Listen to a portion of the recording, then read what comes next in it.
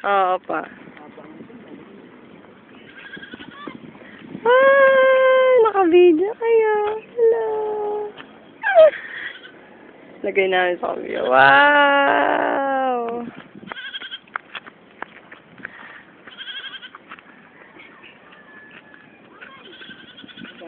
Karoon na lang.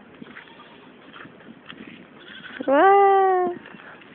Lapad ng binayaran. Daming binayaran dito. Daming binayaran na pamilya. Dito.